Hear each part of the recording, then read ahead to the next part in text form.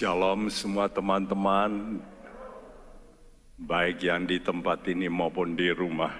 Ya, kita merasa lega, sedikit lega karena pandemi sudah begitu tidak banyak pengaruhnya. Namun ingat, Tuhan mengatakan dalam dunia kamu susah. Tidak mungkin manusia tidak mengalami kesusahan. Mengapa, Sku? Karena dosa. Benar-benar, Sku, karena dosalah membuat kita ini begitu banyak masalah. Dan pandemi ini masih menyisakan akibatnya. Akibat ekonomi, akibat sosial. Sudah lihat sendiri, Sku. Beberapa orang bangkrut, meninggal suaminya, oleh karena meninggal suaminya, keluarganya kelabakan, pekerjaannya terganggu dan sebagainya, ada yang di PHK, benar tidak, Sku? Dan ini bukan hanya terjadi di Indonesia, dan Indonesia masih baik. Ya, dapat dikatakan dari seluruh dunia, Indonesia ini termasuk masih baik, luar biasa, ya. Saudaraku, tapi di negara-negara bahkan semacam Amerika sekalipun, banyak orang minta di jalan, membuat tenda-tenda.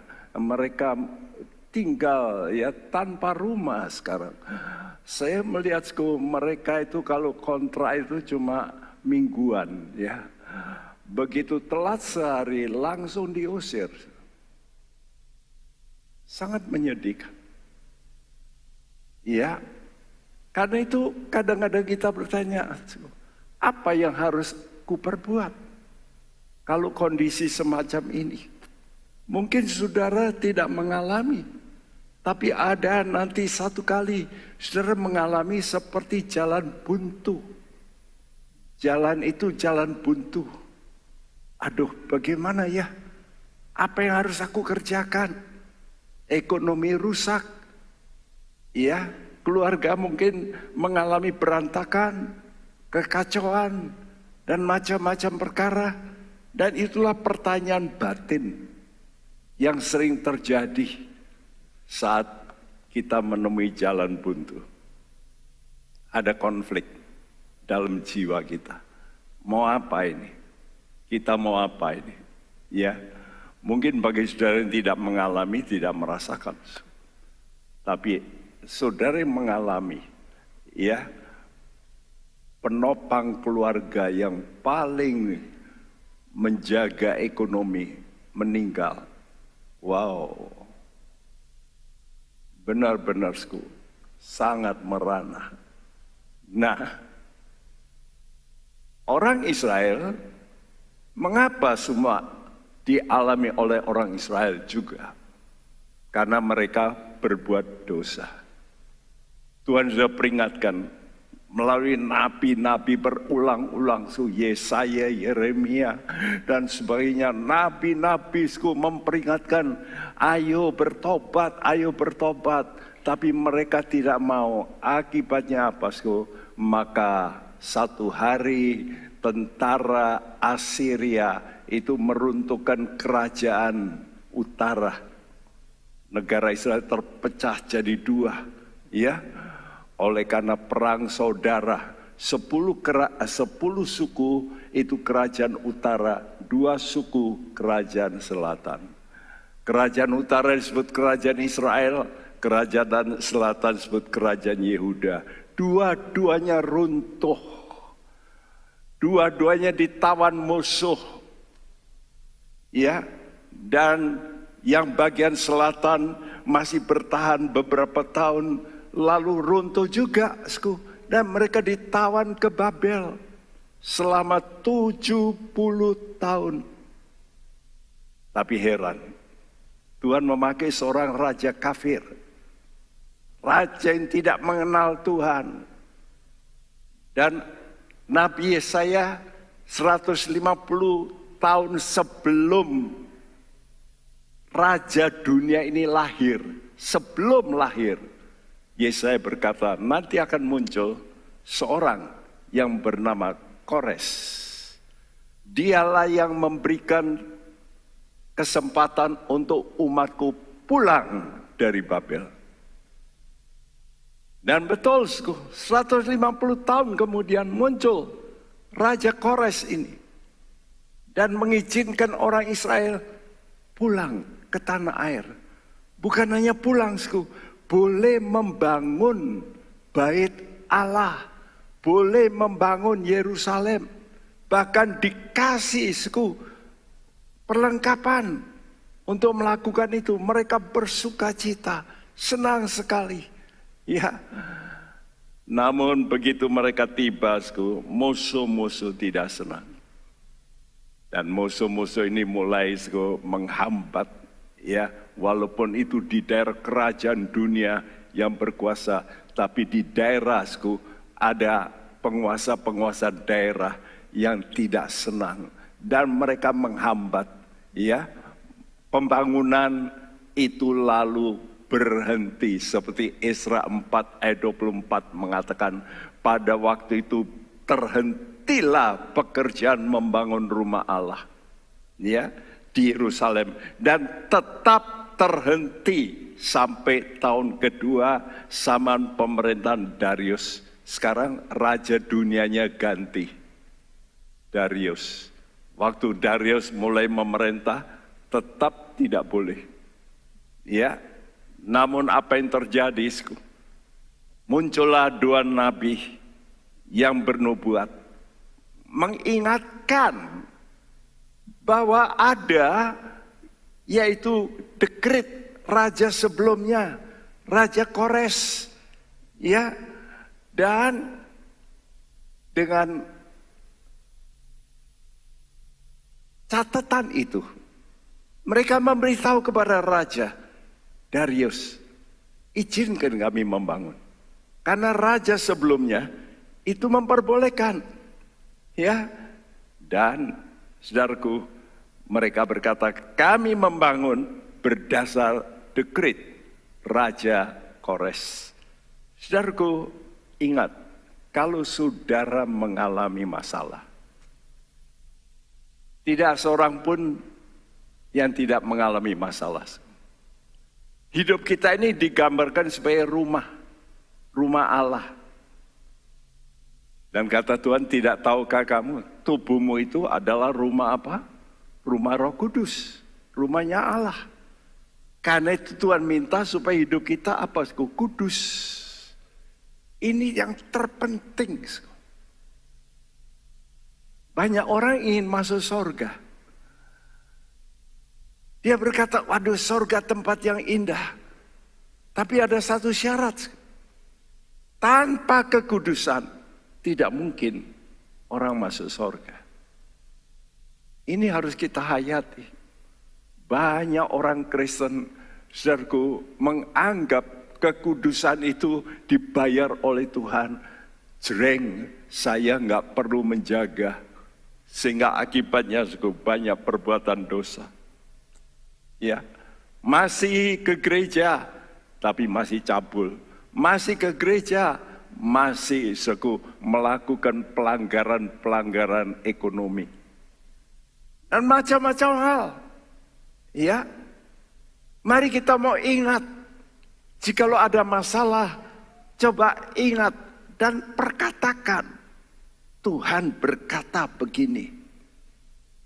Ya, janji-janji Tuhan ini mesti diperkatakan. Supaya kita ini bisa mengalami kemenangan. Hal yang serupa seperti umat Israel ini yang dihentikan. Begitu juga waktu Yesus dia mati. Murid-murid yang mengikut Yesus mulai antusias. Wah, Yesus hebat. Dia bikin mujizat.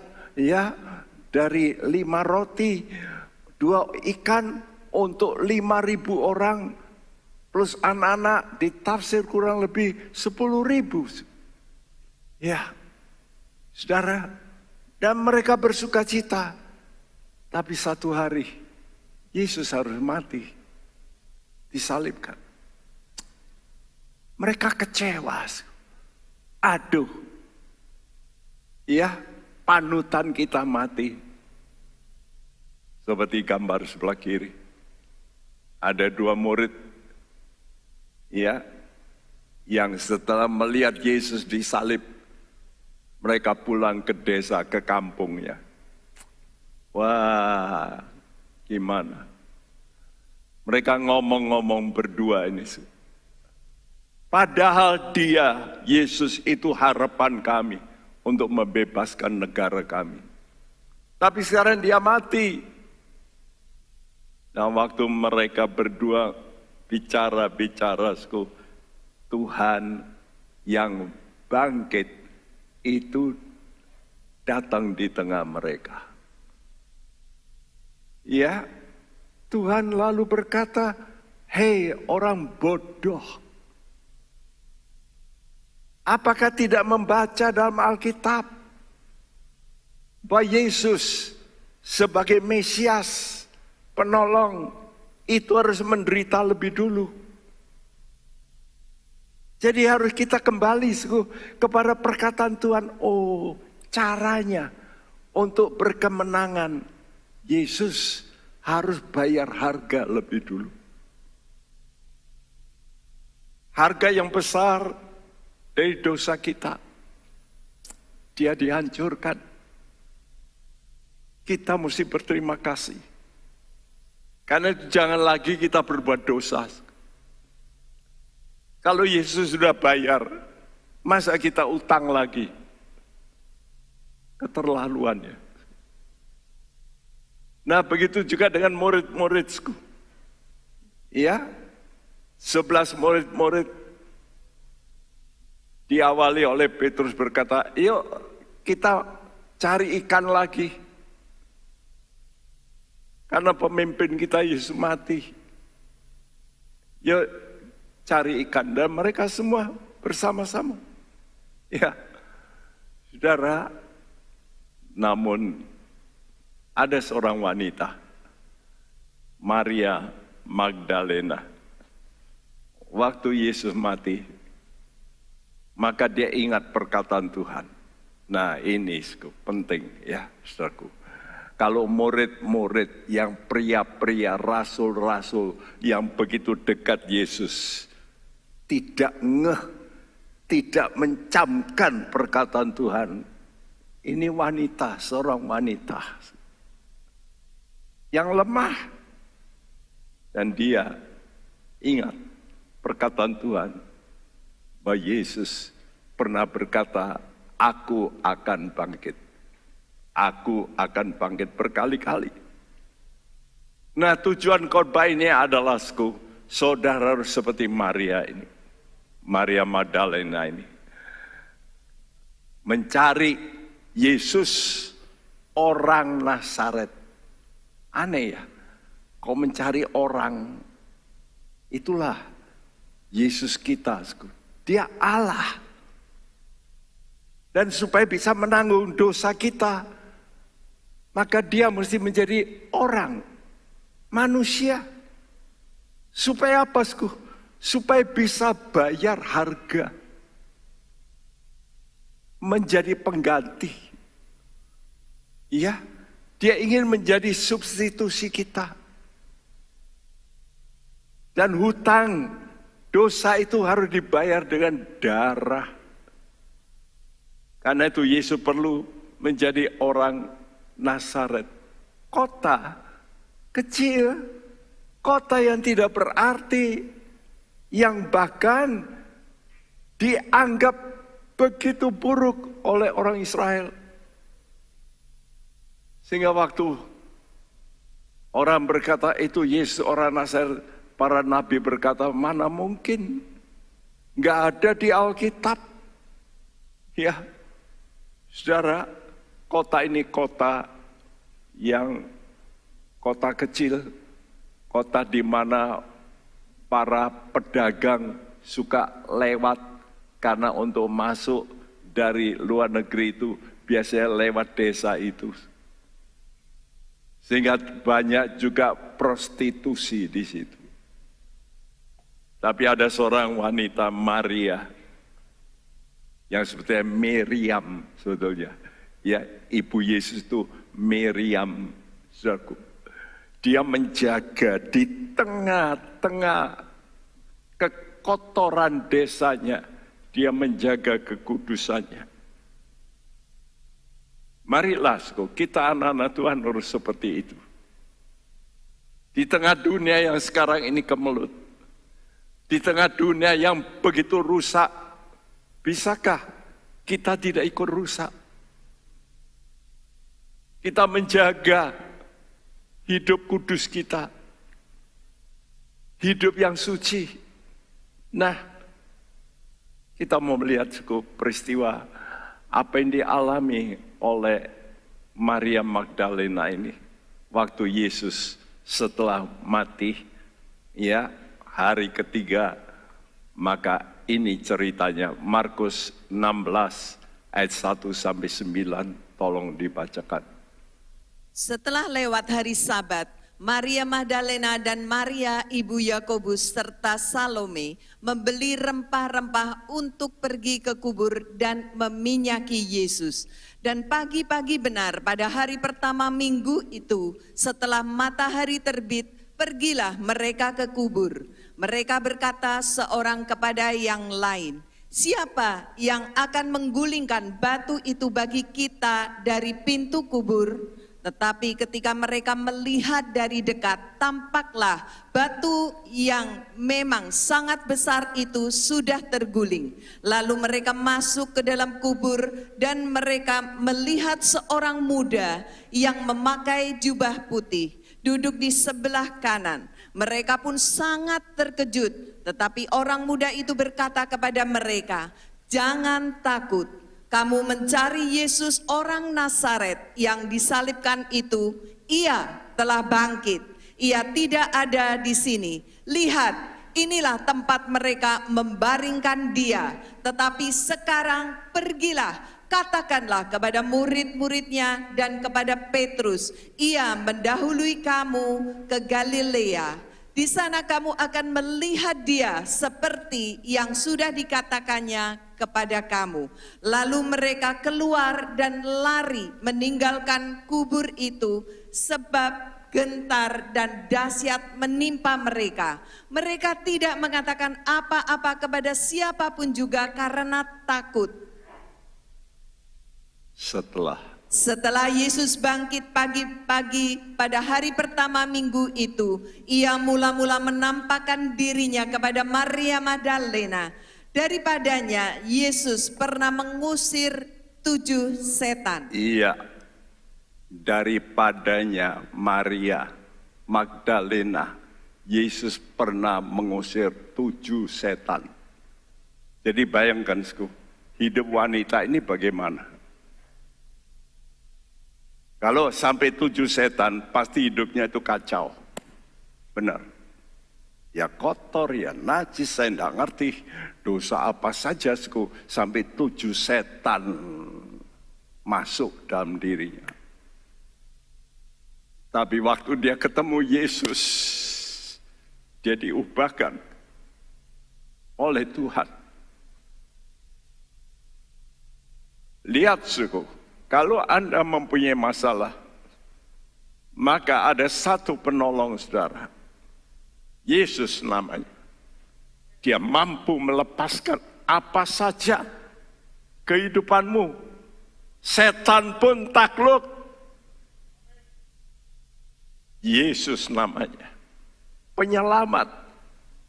Saudaraku, orang yang demikian yang merasa hutang budi. Saudara, berapa banyak di antara kita yang setelah kita kenal Tuhan Yesus, kita tidak pernah merasa hutang budi. Mungkin apa dosa apa saya? Saudaraku, ketahuilah semua kita berdosa. Dan kalau kita tidak dibayar oleh Yesus, kita ini calon kandidat untuk masuk neraka, hukuman yang kekal, walaupun tidak berbuat dosa seperti Maria Magdalena. Setiap kita mesti merasa Saya hutang besar kepada Tuhan. Aku tidak bisa membayar apapun. Karena itu kalau ada orang beribadah pada Tuhan, dia ijir-ijir, hitung-hitung. Ya, waktunya, ini waktu untuk saya kerja. Dia tidak membalas budi. Kita ibadah kenapa? Karena kita harus merasa, saya hutang budi.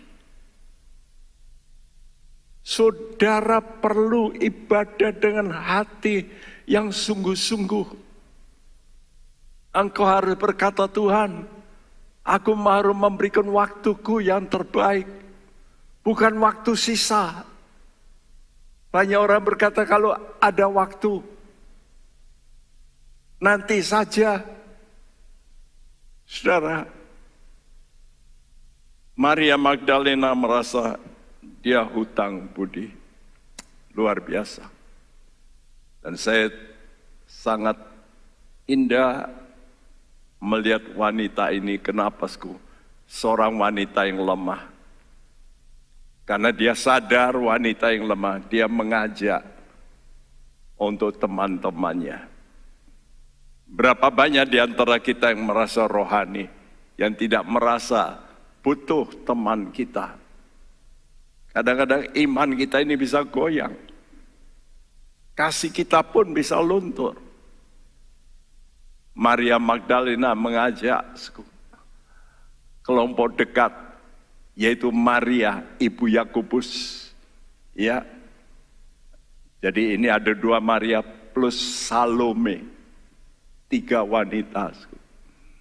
Mereka membeli rempah-rempah pergi ke kubur meminyaki Yesus. Ingin meminyaki Yesus. Ya, saudara, dan waktu mereka sampai ke sana, mereka sudah pikir, waduh, kubur ini batu penutupnya besar, mana bisa, Namun begitu mereka sampai ke sana, mereka sudah melihat, batu yang besar itu terguling. Lalu ada seorang malaikat berkata, jangan takut, kamu mencari Yesus, orang Nazaret yang disalibkan itu. Ia telah bangkit. Ia telah bangkit. Saudaraku, perkataan ini begitu dipercayai. Ya, lalu diperintahkan, tapi pergilah sekarang. Katakan kepada murid-murid dan kepada Petrus. Dan mereka lari, ya, cepat-cepat. Nah, mari kita akan melihat, mengapa perlu mencari Yesus orang Nazaret yang tersalib, namun bangkit. Karena ini kunci. Saudaraku, Tuhan memberikan pada kita kunci membuka kerajaan Tuhan. Dan kunci itu tidak lain, Yesus. Kalau sudah punya Yesus, sudah akan nanti melihat, wah, iya, terbuka jalan-jalanmu, kehidupanmu, problem-problem yang selama ini rasanya tertutup. Ya, engkau mengalami stagnasi, engkau mungkin mengalami masalah dalam ekonomi, dalam kesehatan, dan macam-macam. Ada satu kunci itu di lain, Yesus. Punya Yesus dalam hidupmu. Karena Yesus adalah kunci untuk hal-hal yang berikut ini. Apa hal yang berikut ini? Yang pertama, yaitu dia pembuka harapan. Jadi kunci yang pertama ini adalah membuka harapan. Orang kalau sudah putus asa, asa itu harapan. Putus harapan, sudah seperti layang-layang putus. Mau kemana ini larinya? Terbawa oleh angin saja. Nggak punya tujuan. Ya, bukankah begitu kadang-kadang? Ya, orang yang berpacaran lalu putus, wah seperti lain-lain. Lalu apa? Baygon diminum. Kok bisa? Ya itulah. Jadi jangan sampai berkata, oh saya tidak akan begitu. Ya, Anda belum mengalami putus. Kalau orang sudah putus asa, maka dia akan mengalami kegoncangan luar biasa. Tapi lihat, ini pentingnya ibadah. Ibadah itu untuk mendengarkan firman Tuhan. Dan saya harap ibadah ini bukan hanya di gereja. Ya, kalau bisa dicatat setelah sudah dengar, dicatat, ulangi nanti di rumah. Dibaca ulang untuk supaya saudara lebih mengerti. Dan banyak orang tidak seperti itu. Hanya seminggu sekali.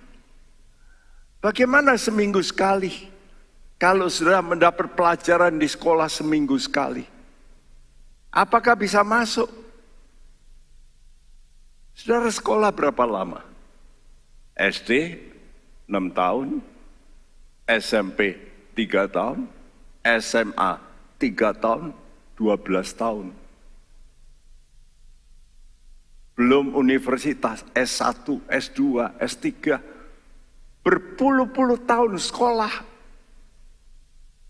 Baru bisa nalarnya ini jalan. Anak-anak Tuhan tidak begitu. Cuma datang hari Minggu. Ya. Apakah bisa masuk perkataan Tuhan? Apalagi sekarang ditambah dengan gadget.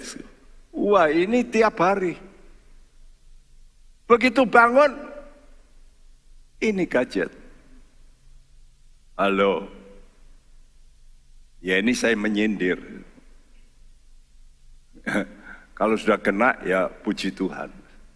Saudara bertobat. Jangan membuang waktu yang kadang-kadang tidak berguna untuk hidupmu. Bukan berarti Pak Bekti juga tidak buka gadget. Tapi saya tahu bagaimana mana yang penting, yang sangat berguna.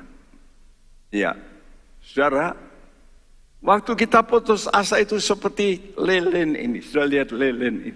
Ini gambaran lilin yang sumbunya, saudara, nyalanya sudah pudar, ya.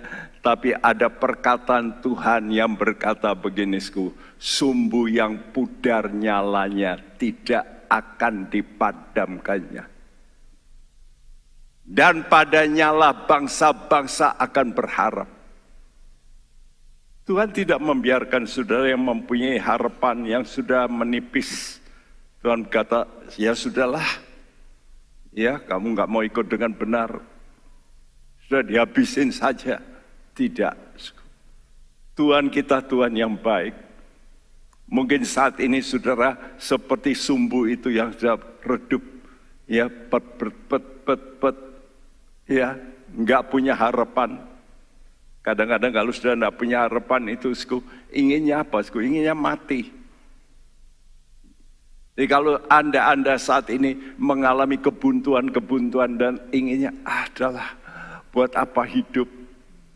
Itu tanda sumbumu itu sudah mulai redup. Ya, namun secerca harapan itu harus disertai dengan kerinduan. Ingin bertemu dengan Yesus. Jangan pupus harapanmu.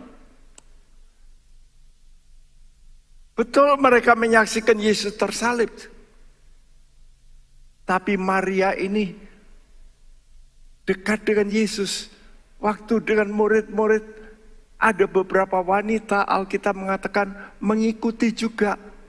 Selain 12 murid. Ya, dan Yesus berkali-kali sampai 4 kali menyatakan bahwa dia akan menderita. Matius 17 ayat 22 dan 23 berkata, pada waktu Yesus dan murid-muridnya bersama-sama di Galilea, ia berkata kepada mereka, Anak Manusia akan diserahkan ke dalam tangan manusia, dan mereka akan membunuh dia, dan pada hari ketiga ia akan dibangkitkan. Maka hati murid-muridnya itu pun sedih sekali. Iya. Murid-murid mendengar bahwa gurunya, pemimpinnya, Yesus akan mati. Mereka sedih. Tapi kata yang saya tulis biru ini, ia akan bangkit, ini bisa lupa. Yang taunya apa? Problem. Seringkali kalau kita ada masalah, yang menjadi fokus kita itu masalah. Bukan bagaimana janji Tuhan yang bisa memecahkan masalah Anda. Seburuk masalah Anda, masih ada harapan. Satu perkataan Tuhan cukup. Seperti yang dikatakan oleh perwira itu, katakan sepatah kata saja. Perkataan nubuat Yesus akan dibangkitkan, ini akan ya. Itu masuk dalam hati Maria Magdalena. Walaupun hampir putus asa, dia juga. Tapi oleh karena dia sering dengar dan masuk perkataan Tuhan itu, Tuhan berkali-kali berkata, tidak ada yang mustahil bagi Allah. Itu mengiang. Tidak ada yang mustahil bagi Allah. Karena itu saudara, kalau saudara suka baca Alkitab, itu mengiang di telingamu. Betul enggak? Karena diulangi. Tapi kalau saudara tidak mengulangi, membaca, lalu sudah menemui problem, apa yang mengiang? Problem, karena ini di depan mata. Terus, karena itu sudah mesti counter, lawan. Ya, problem-problem saudara itu dengan janji-janji Tuhan. Apalagi Maria Magdalena ini punya pengalaman. Nah, ini pentingnya. Banyak anak Tuhan tidak mempunyai pengalaman tangan Tuhan, keajaiban Tuhan. Hal-hal yang mustahil. Ya, kami suami istri mempunyai pengalaman begitu banyak tentang hal-hal yang mustahil. Ya, baik bagi saya sendiri, bagi ibu sendiri, bagi ketiga anak kami. Satu hari ketiga anak kami semua tabrakan, semua di rumah sakit, semua patah tulang, dan nikah paling berat, syarafnya putus, sehingga tangannya tidak bisa begini. Selama 4 bulan nggak bisa begini. Milka hampir dipotong kakinya karena bernanah. Patah 2 dan dioperasi kurang bersih, hampir saja dipotong. Saudara, kami mengalami mujizat, mujizat demi mujizat. Ya, pengalaman saudara dengan Tuhan, hal-hal yang mustahil, itu membuat iman saudara ini makin, masih ada mujizat, masih ada mujizat, masih bisa terjadi mujizat. Amin. Yakini. Ratapan 3 ayat 25 mengatakan, Tuhan adalah baik bagi orang yang berharap kepadanya, bagi jiwa yang mencari Dia. Iya, bagi jiwa yang mencari. Karena itu saudara mesti mencari Tuhan. Mencari Tuhan berarti saudara mencari hadirat Tuhan dengan apa? Dengan doa dan baca Alkitab. Karena Alkitab ini perkataan Allah. Saudara mesti dengarkan perkataan Allah untuk menganulir, untuk mendelete ya suara-suara batin yang jelek, yang menakutkan, rumors, peperangan naik harga, betul enggak? Harga minyak melambung dan sebagainya. Kalau kita terus pikirkan itu, ya harga minyak melambung ya jangan makan gorengan, kan selesai. Tapi orang pikir, waduh aku enggak bisa makan gorengan. Nah itu. Mana lebih baik makan gorengan atau tidak? Kan tidak, yang gorengan lebih baik. Ya sudahlah, kita mesti bisa menghadapi. Ya. Nah, yang penting itu kalau sudah mencari Tuhan, cari dengan tujuan yang benar. 3 orang ini membawa rempah-rempah dan minyak untuk mengurapi Yesus. Untuk apa, membuat Yesus bau harum. Ini berarti, sudah tidak perlu bawa ya nyekar, bawa ke kuburan begitu, ya hal-hal seperti itu. Tapi ini mempunyai arti, hidup saudara itu mesti ingin memuliakan nama Tuhan.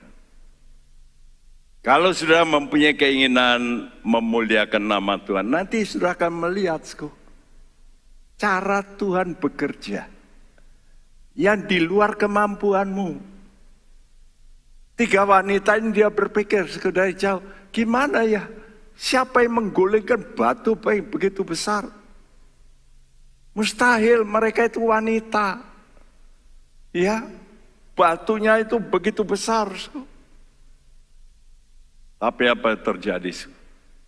Begitu mereka dekat, batu itu sudah terguling. Siapa yang menggulingkan? Malaikat Tuhan. Tahukah saudara? Tuhan memberitahu dalam surat Ibrani 1 ayat 14. Bahwa tiap anak Tuhan yang cinta kepada Tuhan, dia akan disertai malaikat. Nah malaikat ini melayani kita nggak lihat. Ya, ada beberapa saudara yang bisa mendapat penglihatan. Beberapa saudara melihat di mimbar ini ada malaikat. Bahkan waktu saya khotbah seperti ini, setelah saya turun berkata, Pak Bekti, tadi saya melihat malaikat itu seperti bawa kertas. Lalu Pak Bekti baca. Wow. Saya pergi ke Jepara, seorang encim umur 94. Begitu saya duduk, dia nangis jerit. Cuk. Loh kenapa Cim? Kenapa? Itu loh. Di sebelah cucu itu ada malaikat gede. Saudara, pengalaman saya bagaimana Tuhan menyertai. Luar biasa. Siapa yang mau mencari solusi dengan berharap pada firman akan mengalami keajaiban demi keajaiban. Ya, apa enggak ajaib? Istri saya kena bom, mati. Dokter yang ngomong mati. Kok bisa hidup lagi? Dan dokter pertama rumah sakit yang memotong di ICU, bukan di tempat ya operasi. Setelah dipotong tinggal, darah masih mengalir. Tuhan kirim dokter dari Ungaran. Saudara pasti tahu dokter Timotius. Itu kawan saya juga. Dia mendengar kena bom, dia datang, dia minta izin kepada rumah sakit Logorejo. Karena dia tidak berpraktek di situ, itu sudah nggak boleh sebetulnya. Tapi dia minta izin, diperbolehkan. Dan setelah dia operasi, diperbaiki, ditutup. Setelah istri saya sembuh, dia datang ke rumah dan dia berkata, aku heran. Loh, kenapa dok? Nah aku operasi kamu ini tanpa obat bius. beberapa jam. Kamu diam saja. Loh, kok bisa? Dokternya sendiri heran-heran. Tuhanmu tetap ajaib. Kalau engkau cinta Tuhan, Tuhan akan membuktikan bahwa Dia Tuhan yang ajaib. Ini bukan berarti saudara tidak akan mengalami masalah. Tapi jangan takut dengan masalah. Karena Tuhanmu adalah Tuhan yang akan bisa menolong engkau. Katakan amin. Puji nama Tuhan. Kedua, Yesus adalah kunci dari kasih Bapa kepada Anda.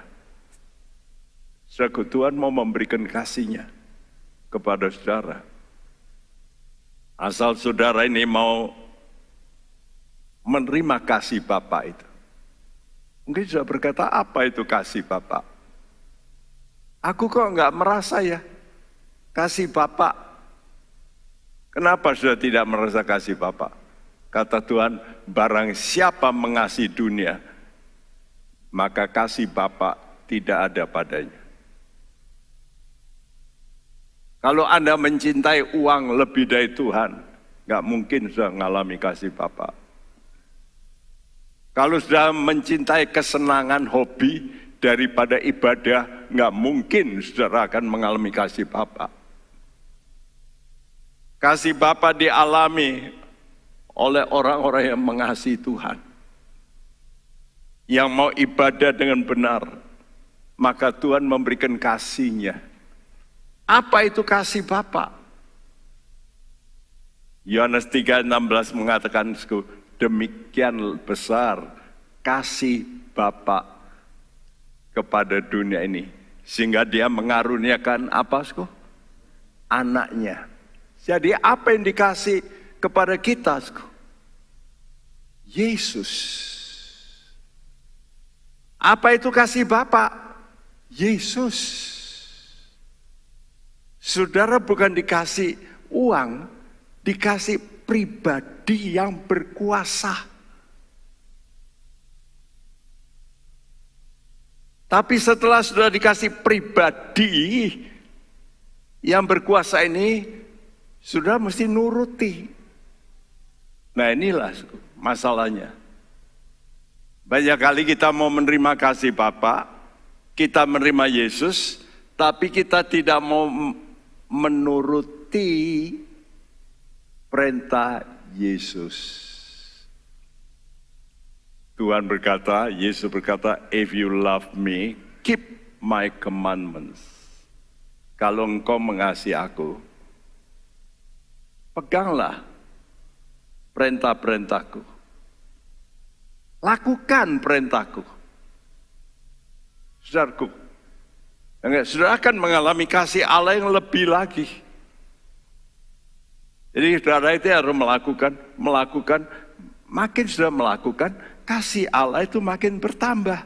Dan ini dialami oleh Maria Magdalena. Dan oleh salah seorang murid dari murid-murid lainnya, ada salah satu yang sangat dikasih, yang ekstra. Itulah Yohanes. Dia dicintai lebih. Kenapa kok dicintai lebih? Wah, Tuhan pilih kasih. Enggak. Tuhan mengasihi semua manusia. Tapi Dia mengasihi orang yang lebih menurut. Nah, Maria Magdalena ini lebih menurut. Ya. Nah, perintah apa yang diberikan pada Maria Magdalena? Diulangi Markus 16 ayat 7. Tetapi sekarang pergilah, katakanlah kepada murid-muridnya dan kepada Petrus. Wow, ini satu perintah. Wanita lemah disuruh ngomong kepada pimpinan. Ya. Ini satu tindakan yang bertentangan dengan kebiasaan, apalagi zaman itu. Wanita itu biasanya ya tidak boleh banyak bicara. Alkitab sampai menulis begitu. Ya. Jadi Wanita itu zaman itu kelas yang semacam lebih rendah. Ya. Yang tampil itu pria-pria. Tapi Tuhan memakai justru yang lemah. Untuk memberitakan pada yang kuat. Wanita dipakai Tuhan untuk mengatakan pada kaum pria. Dan Maria Magdalena ini lingkaran luar, bukan lingkaran dalam. Ya. Apalagi Petrus. Petrus itu lingkaran satu. Orang yang paling dekat dengan Tuhan. Tadi diberi pesan, kamu katakan pada murid-murid dan kepada Petrus, lingkaran satu.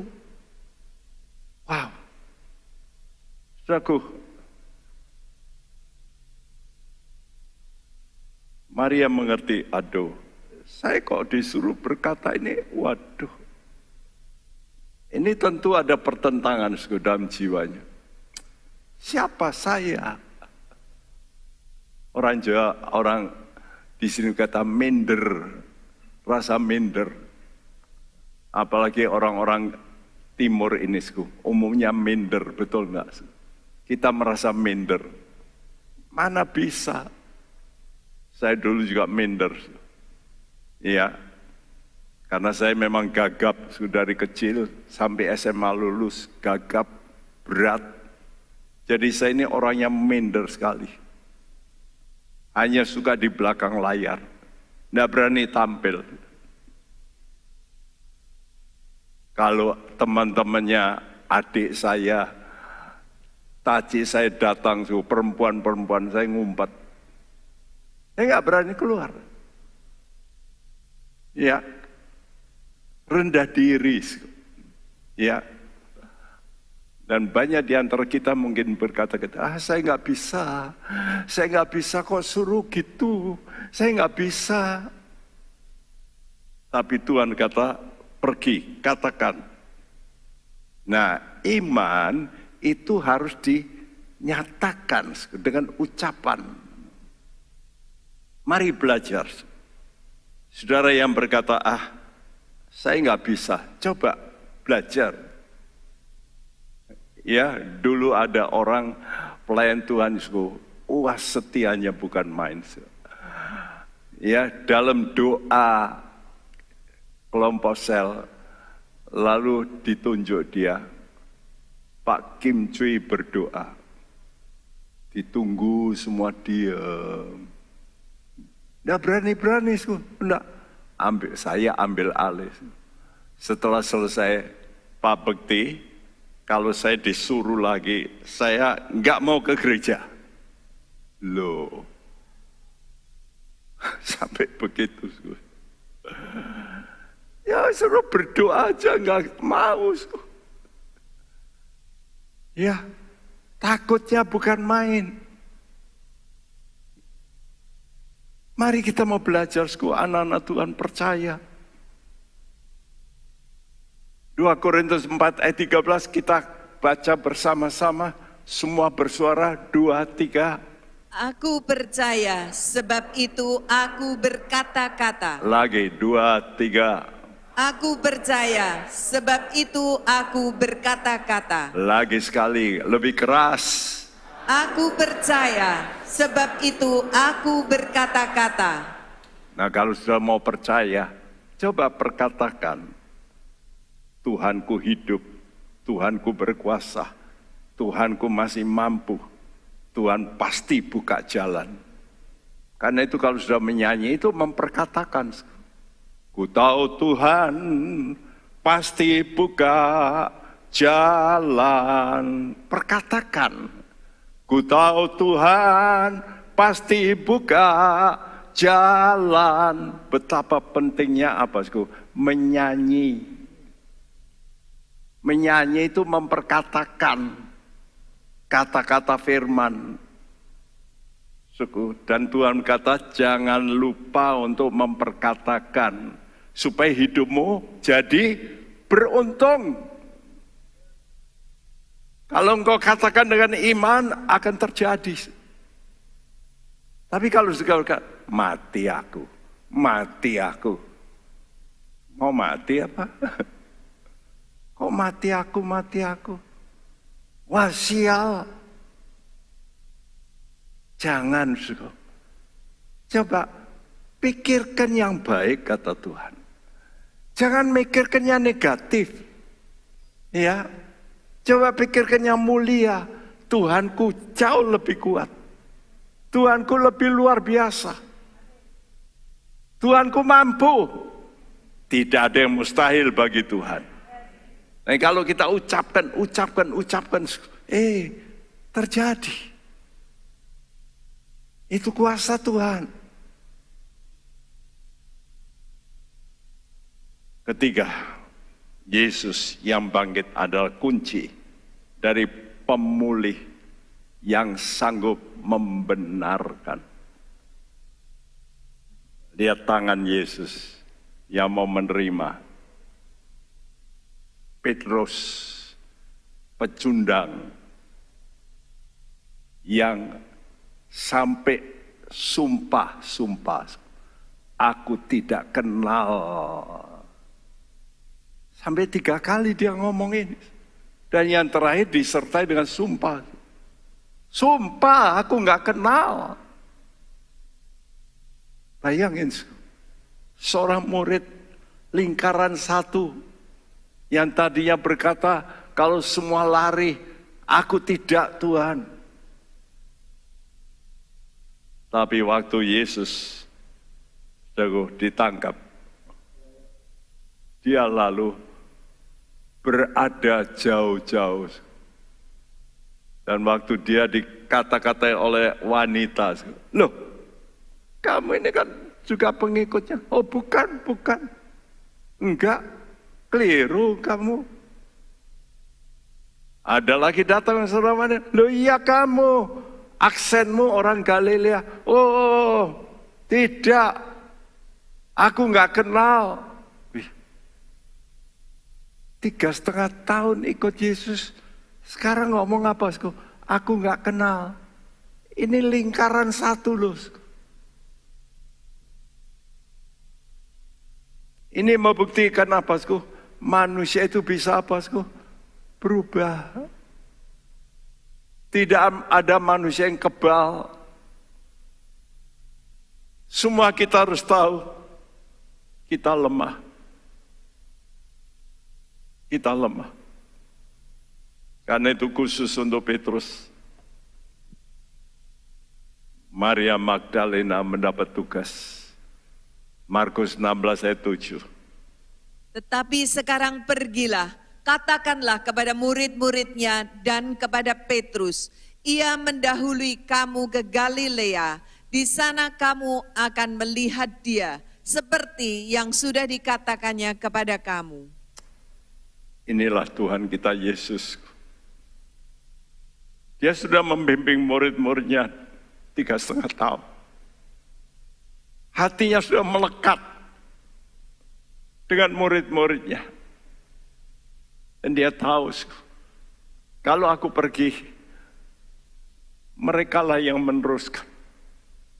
Siapa lagi? Ya, kan itu hatinya ditumplakkan, dicurahkan penuh kepada murid-murid ini. Yesus mempunyai harapan, dari murid-murid inilah seluruh dunia akan mendengar Injil. Karena itu waktu Tuhan Yesus bangkit, dia lalu tidak ada berkata, weh, kamu dulu meninggalkan aku, lari terbirit-birit semua. Bahkan Petrus, kamu yang sok itu menyangkal aku. Nah, aku sekarang bangkit. Tak kepruk kamu, tak pukul kamu. No. Tuhan tidak mempunyai sifat itu. Katakan kepada mereka, aku menunggu mereka di Galilea. Mungkin pada hari ini, saudara juga mengalami hal mungkin sudah salah, mungkin sudah melakukan perbuatan amoral, perbuatan yang gak benar. Hari ini Tuhan kata, aku tunggu kamu. Aku tunggu kamu untuk aku rekonsiliasi. Aku tunggu kamu supaya aku pulihkan kamu. Aku masih menunggu kamu. Itu hati Yesus. Kenapa? Karena dia sudah bayar dosamu dahulu dengan darahnya yang mahal. Dia tidak mau darahnya itu tercecer sia-sia. Dia ingin supaya recall kamu. Dipanggil lagi. Come, datang. Aku mengasihi kamu. Aku masih bisa memperbaiki hidupmu. Betapa engkau rusak sekalipun. Betapa engkau sudah melakukan kejahatan yang tersembunyi sekalipun. Tuhan berkata, mari, come, datang. Baik bagi saudara yang ada di tempat ini, maupun yang mendengarkan via online. Dengar suara Tuhan. Aku mengasihi kamu. Aku ingin memulihkan engkau. Undangan Yesus kepada murid-murid ditanggapi. Nah, mereka datang ke Galilea. Hubungan yang tadi retak karena meninggalkan Yesus, bahkan satu ini khusus Petrus menyangkal Yesus. Ada dua hal yang Tuhan mau kerjakan. Yang pertama dia sudah kerjakan, yaitu di atas kayu salib. Kematiannya. Kematiannya adalah bukti. Dia mau bayar lunas utang-utangmu. Kalau engkau mau balik, Tuhan berkata, sudah terbayar. Aku sudah mati untuk kamu, tinggal kamu aplikasikan dengan imanmu. Bukankah waktu Yesus disalib, saudaraku, apa kata Yesus? Bapak, ampunilah mereka. Ampuni mereka. Semua. Ini bukan untuk orang serdadu, tapi untuk semua. Karena mereka nggak tahu apa yang mereka lakukan kepadaku. Namun yang kedua, mengampuni berarti tidak menuntut. Saya kasih contoh supaya sudah ngerti. Kami ada pembantu dulu yang nyetrikanya bagus, rajin, bersih. Waktu itu Milka, ngurusi Milkasku. Ya, lalu ada dokter di tempat kita yang memberikan susu tiap kali. Dan kita pesan pada dia ngatur semuanya. Satu hari istri saya berkata, "Lu kok susu encer ini?" "Ya tak tambahi air." "Lu kenapa?" Ya ditanya terus, "Ya saya juga minum."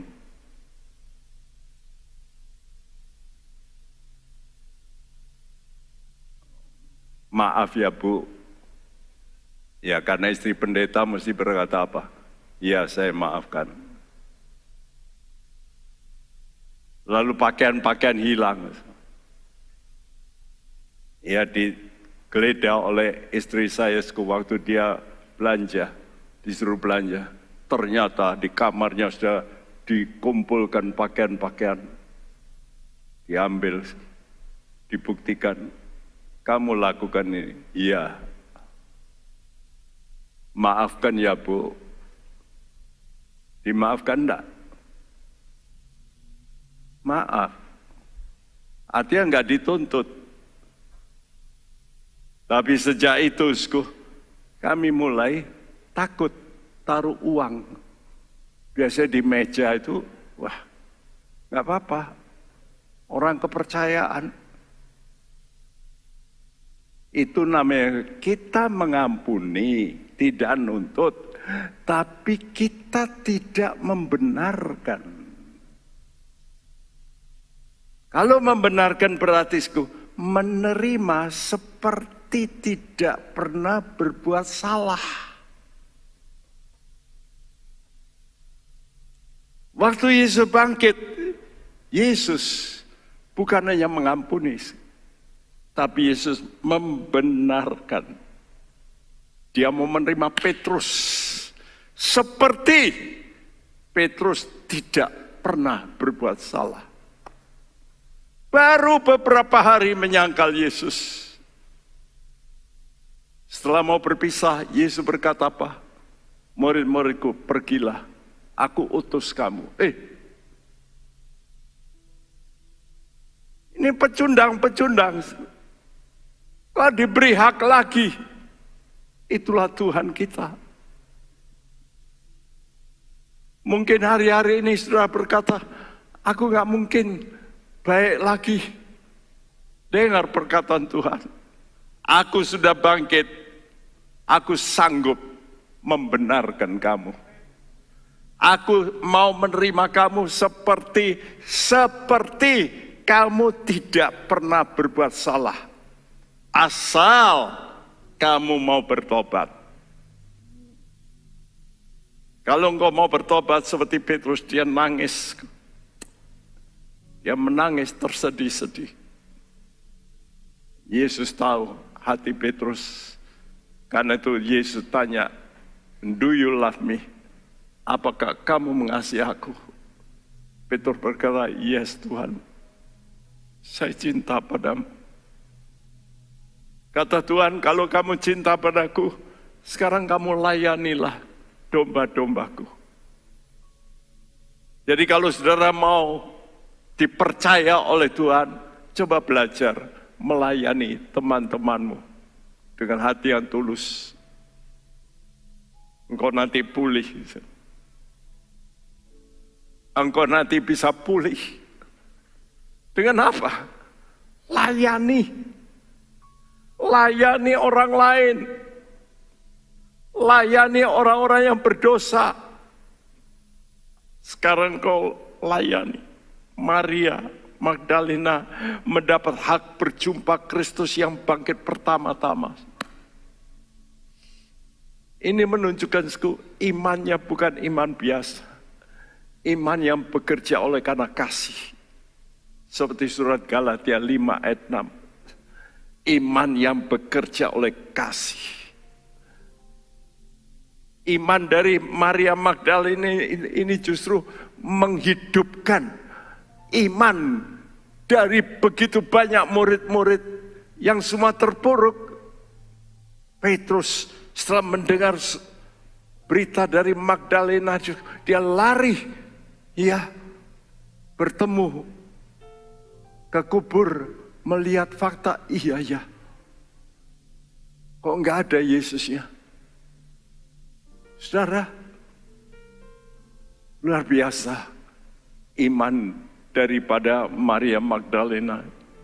Seorang wanita biasa, tapi membangkitkan iman orang-orang yang gede-gede, rasul, bahkan karena itu orang-orang yang merasa hutang budi besar di mata Tuhan. Hari ini berkata Tuhan, saya mau membayar kasihku kepadamu dengan memberitakan pada orang lain, supaya orang lain yang terpuruk bangkit kembali, supaya mereka jangan terus terbenam dalam perasaan-perasaan salah, tapi mereka pulih kembali. Pakai hidupku, dan Tuhan pasti bisa pakai hidup Anda.